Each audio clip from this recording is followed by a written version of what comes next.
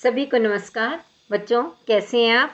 कक्षा 11वीं से उत्तीर्ण होकर कक्षा 12वीं में आने पर आप सभी को बहुत बहुत बधाई। और मुझे काफ़ी समय से ऐसे कमेंट्स मिल रहे थे कि मैं कई दिनों से कोई भी वीडियो अपलोड क्यों नहीं कर रही। तो बच्चों, आपकी उस शिकायत को दूर कर रही हूँ और आज की इस छोटी सी वीडियो में मैं हिंदी ऐच्छिक के पाठ्यक्रम से संबंधित बात करने वाली हूँ, क्योंकि इससे पहले कि हम अपने पाठ्यक्रम की ओर आगे बढ़ें, आपको अवश्य स्पष्ट होना चाहिए कि इस बार सीबीएसई ने कुछ बदलाव किए हैं। और वो बदलाव यह हैं कि आपकी इस वर्ष परीक्षा 2 सत्रों में विभाजित होकर नहीं होगी, अपितु सीधे ही वार्षिक परीक्षा ली जाएगी। 80 अंक का प्रश्न पत्र होगा, जिसमें 40 अंक का वस्तुनिष्ठ भाग और 40 अंक का वर्णनात्मक भाग होगा। इसके साथ साथ पाठ्यक्रम में भी कुछ पाठ हटा दिए गए हैं और कुछ पाठ जो पिछले वर्ष हटा दिए गए थे उन्हें दोबारा से जोड़ दिया गया है। तो कहाँ कहाँ पर क्या बदलाव हुआ है और अंकों का विभाजन कैसा रहेगा, ये जानना सबसे पहले ज़रूरी है, ताकि आप उसी के अनुरूप ही अपने पाठ्यक्रम की तैयारी में लग सकें। तो आइए चलते हैं और जानते हैं कि क्या क्या बदलाव हुए हैं। सबसे पहले हम नज़र डालते हैं गद्य खंड पर। गद्य खंड में अंतरा के अंदर कुल 10 पाठ हैं, जिनमें से हमारे पाठ्यक्रम के 2 पाठ हटा दिए गए। एक तो ब्रजमोहन व्यास जी का कच्चा चिट्ठा और दूसरा रामविलास शर्मा जी का यथा स्मै रोचते विश्वम। इन 2 पाठों को छोड़कर बाकी 8 के 8 पाठ पाठ्यक्रम में रखे गए हैं। और ध्यान देने लायक बात यह है कि भीष्म साहनी जी का जो गांधी, नेहरू और यासिर अराफात वाला 5वां पाठ है, और हजारी प्रसाद द्विवेदी जी का जो कुटज है, ये दोनों पाठ पिछले वर्ष नहीं थे, लेकिन इस वर्ष इन्हें भी शामिल किया गया है। तो ध्यान रखिएगा, हटे कौन से हैं? केवल कच्चा चिट्ठा और यथा स्मै रोचते विश्वम, और बाकी सारे 8 पाठ हैं।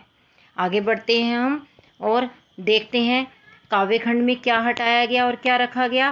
काव्य खंड में देखिए, यहाँ भी 10 कवि हैं, जिनमें से दूसरा कवि सूर्यकांत त्रिपाठी निराला, इनकी कविता गीत गाने दो मुझे, यह हटा दी गई है, जबकि स्रोत स्मृति अभी भी है। और इसके अलावा जो पिछले वर्ष अज्ञेय हटाया गया था, उसे भी शामिल कर लिया गया है। अज्ञेय की कविताएं भी हमारे पाठ्यक्रम में हैं, लेकिन विष्णु खरे जी की सत्य और एक कम, यह हटा दी गई है। ना विष्णु खरे की कविताएं आएंगी और ना ही निराला जी का गीत गाने दो मुझे आएगा। बाकी ये सब आने वाले हैं। और इसके अलावा जो प्राचीन कवि हैं, प्राचीन कवियों में से केशव दास, इनकी कविताएं पूरी तरह से हट गई हैं। ये 10वां पाठ ये पाठ्यक्रम में नहीं आएगा, मगर घनानंद का सवैया नहीं आएगा, कवित अभी भी आएगा। अंतराल में से देखिए, यहाँ कुल 4 ही पाठ थे, मगर 4 में से भी दूसरा पाठ आरोहण हट गया है। तो अब केवल 3 रह गए, सूरदास की झोपड़ी, बिस्कोहर की माटी और अपना मालवा खाऊ झाड़ू सभ्यता में।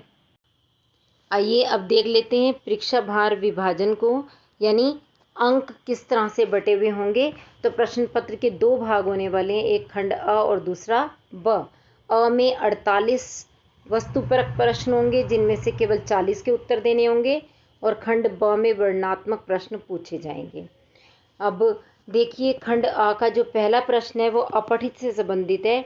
उसमें एक अपठित गद्यांश आएगा 10 अंक का, और 2 अपठित पद्यांशों में से कोई एक करना होगा जो 8 अंक का आएगा।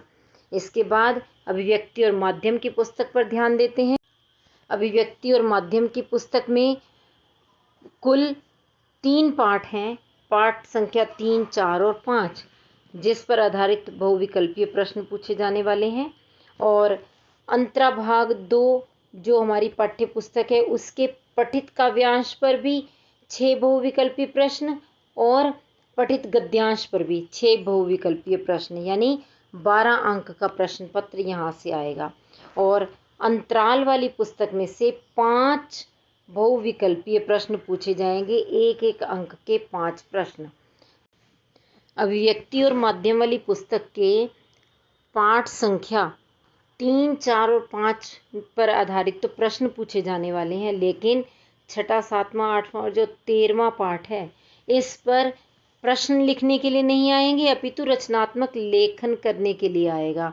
तो आप देख पा रहे हैं 5 अंक का एक रचनात्मक लेखन करना होगा, जो कि दिए गए 3 विषयों में से किसी एक पर करना है।